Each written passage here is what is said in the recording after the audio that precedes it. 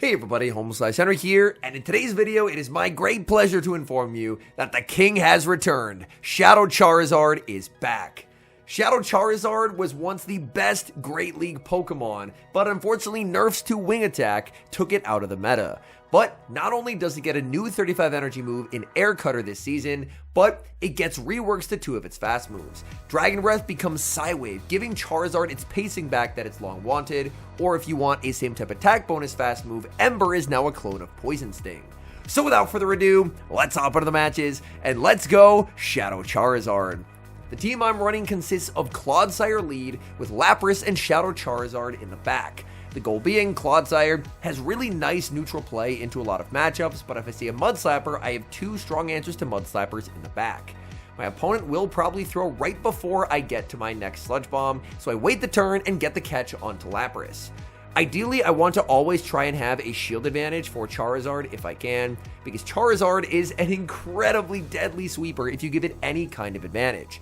You definitely can run Legacy Ember on it and probably have good results. Mine already had Dragon Breath, so I ran Dragon Breath and it felt unbelievably good to use.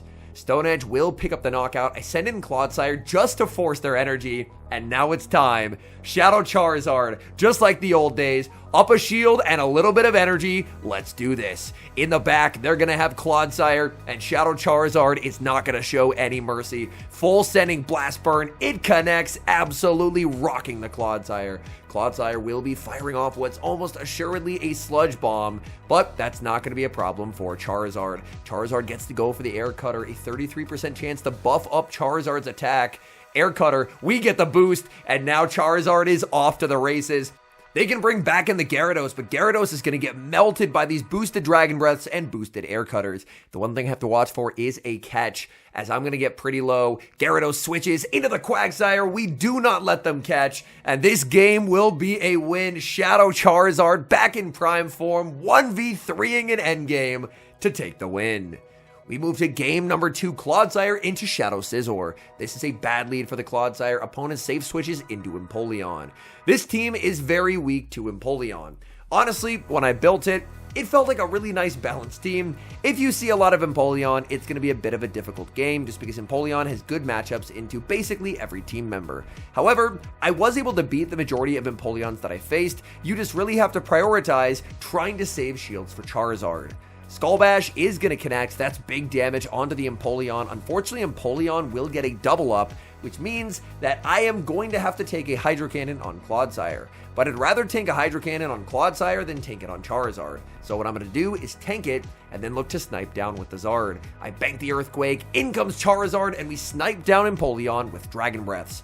In comes Scizor, and I'm not even building up to the Blast Burn. I want them to no-shield. I go for the Air Cutter. They no-shield, but that's still big damage. I do not get the boost this time, but I know that I have energy on Clodsire in case I need it, and I should be able to farm down, but they're going to pivot out. They send in Gyarados as their final Mon. I go for the Air Cutter. They're going to no-shield, but that's just big damage. Charizard just running away with it. We get to another Air Cutter. This will force a shield. Quick switch into the Clodsire, and as long as I can farm down before their second Aqua Tail, I will get the win. So I shield up the Aqua Tail. Poison Sting KOs.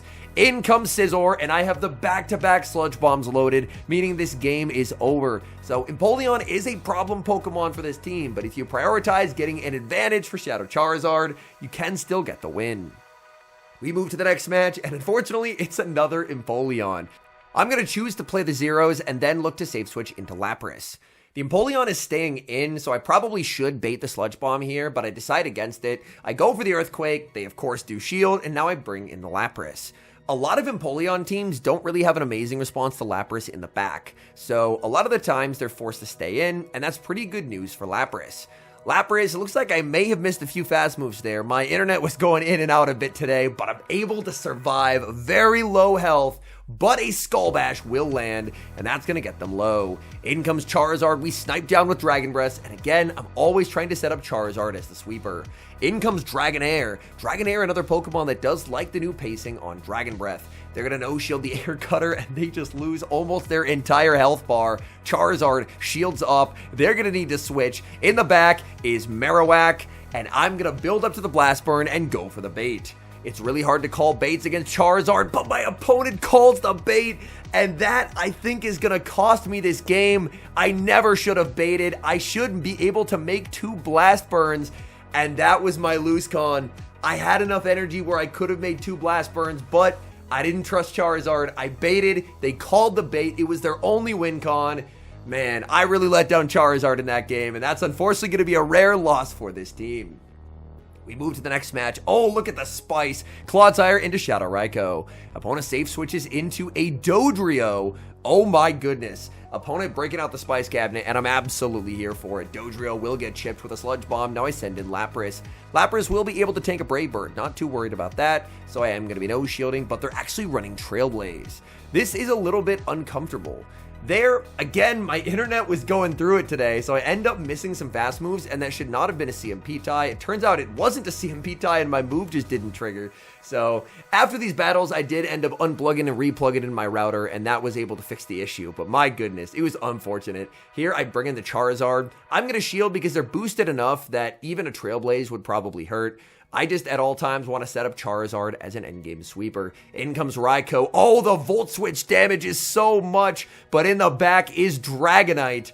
And Clodsire will be able to close out this game. My opponent just running a team where they did not have a good check to Clodsire. They're running a very glassy team, and Clodsire, Thunder Punch or Superpower, neither one's going to be too much of a problem. They go for a Superpower, and now I will get hit with a move from Raikou. I'm pretty close to a Blast Burn on the Charizard. Aura Sphere doesn't KO. Switch Claw comes up. I try and snipe with a Blast Burn. I'm going to win anyway, but I just wanted to Blast Burn the Raikou because I like Charizard. So we still take the win, but I'm a little sad we couldn't get the final KO with the Zard.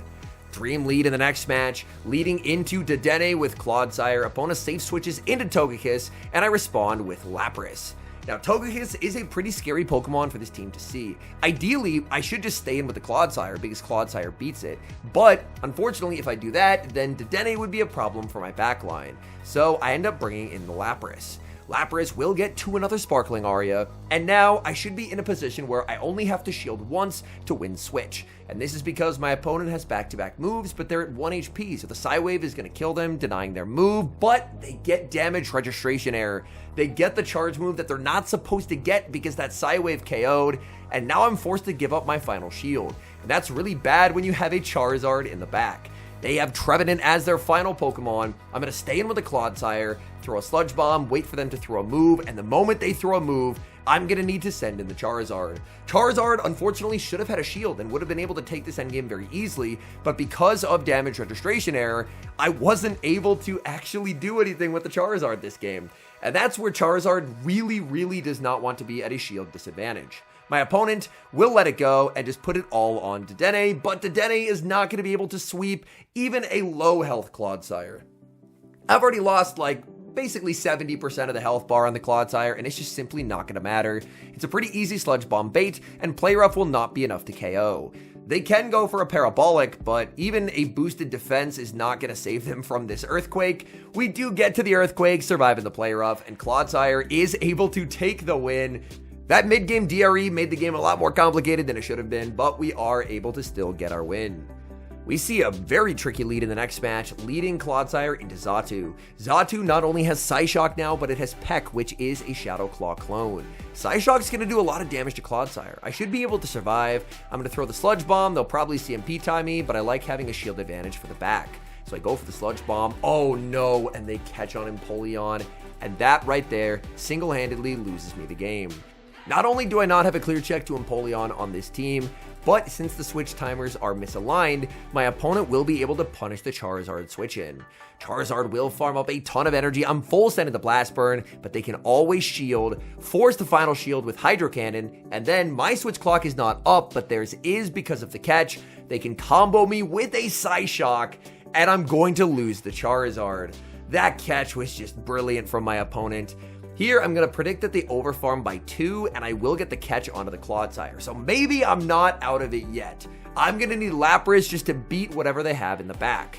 I will overfarm as much as I can with the Lapras. Sparkling Aria will finally get rid of that Xatu. What's going to be that final Pokemon? It's going to be Turtonator, and unfortunately, I will lose this game. Dragon Claw being 50 energy means Turtonator doesn't have the synergy that it could have had if Dragon Claw was 45, but unfortunately, this one we will not emerge victorious. As Dragon Claw, I actually do survive it, but I cannot get to the Sparkling Aria, so we will end up dropping the game. Clodsire into Talonflame in the next match. Opponent safe switches into Shadow Torterra, and I will respond with the Charizard. This Torterra is on Sand Tomb. Now, if I really wanted to keep switch, I could just end up double shielding the Charizard, but I would much rather just go for shield advantage, because with the Talonflame lead, it's not like I'm weak to Talonflame anywhere. So even though Torterra is actually going to be able to flip switch in this mid game, I got both shields from my opponent, so Charizard absolutely did its job. If I had gone for an Air Cutter instead of the Blast Burn on the first and boosted, then I probably could have farmed them down before they farmed me down, but I'll absolutely take a 2-0 shield advantage Lapras, considering my opponent has a Talonflame. So Talonflame's not going to be able to do much of anything. Sludge Bomb will pick up the KO in the back. It's Nidoqueen, and yep, this is just a Lapras sweep. Lapras, still pretty nice this season, as Psywave is obviously still an unbelievably good move, so I will be shielding up the Flame Charge, farming up to the back-to-back Sparkling Arias. This Sparkling Aria will be knocking out the Talonflame, and when Nidoqueen will hit the field, we get to absolutely shred Nidoqueen with this Sparkling Aria. So Aria is going to connect, Nidoqueen gets fully one-shot, and that's game over. Dream Lead in the next match, Clodsire into Carbink, opponent safe switches into the Corviknight, and I respond with Charizard. Charizard farming up, and I should have thrown the Blast Burn instantly. I could have outpaced there, but unfortunately I don't. I ended up just over farming, which was just a mistake by me, because now my opponent is never going to be shielding the Corviknight. They're just going to take the big farm down on the Carbink. So Charizard was fast enough that I could have thrown the Blast Burn instantly, and I wouldn't have been behind. So that's definitely what I should have done. I think Charizard is amazing. Unfortunately, there's been a few games where it's just been operator error on my part as to losing, but in the back, they have Marowak and we have Lapras. Marowak up a shield is scary, especially now that Rock Slide does more damage, but I believe Rock Slide does not hit hard enough that I will get denied my final Aria. I should be able to get 2 Arias here, forcing both shields, and when shields are down and I've done some good Psywave damage as well, I can close out the game with double Earthquake. Sparkling Aria will be shielded, they get the farm down, and the nice thing about Clodsire being so monstrously bulky is I can survive a Bone Club. A Bone Club is not catastrophic here, I just can't let a second one land. So I will end up putting up the shield. The Carbink has taken some damage throughout the course of this game as well. I'm just going to throw the Quake when I get it, they wait the turn, and they catch onto Carbink. I don't remember the health on the Carbink. I undercharged slightly, and that moment I realized I shouldn't have done that. They are too healthy, but I still think I can find a way out of this. They go for the Rock Slide. They're going to try and go the double Rock Slide route. This is going to allow me to farm up to 100 energy, and that should put me 2 away from the Earthquake. If I can survive a Marowak Mud Slap here, which I can, I'm going to get the Earthquake. Earthquake, it's only neutral damage, but it's enough. Down goes Marowak.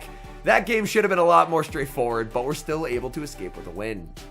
We've got a buffed Pokemon on the lead in the next match, leading Clodsire into Shadow Hypno. Hypno obviously got a little bit of extra damage to its Confusions. They are actually not running Psyshock to my surprise. If I was running Hypno, I'd probably be running Psyshock, but instead they are on Ice Punch. I'm going to try and go for a catch of the Ice Punch onto Lapras, but my opponent does not let me catch, and instead I'm going to probably get hit with a Thunder Punch here. Thunder Punch will land big damage onto the Lapras, out comes Empoleon, and this is again going to be a very tricky game to win, as Empoleon is just really difficult for this team to beat. I was able to survive most of them. Unfortunately, I can't get the double Aria, so I'm forced to settle for the Skull Bash. Skull Bash into Empoleon does do some sizable damage, and they will get a farm down. I can send in Clodsire. Clodsire will get hit with the move, and now it's time. Shadow Charizard, let's do this. Shadow Charizard gonna look for a farm down. It's Bastiodon in the back, and unfortunately we can't win that game. Hopping into the final match, we've got one final Empoleon for the road.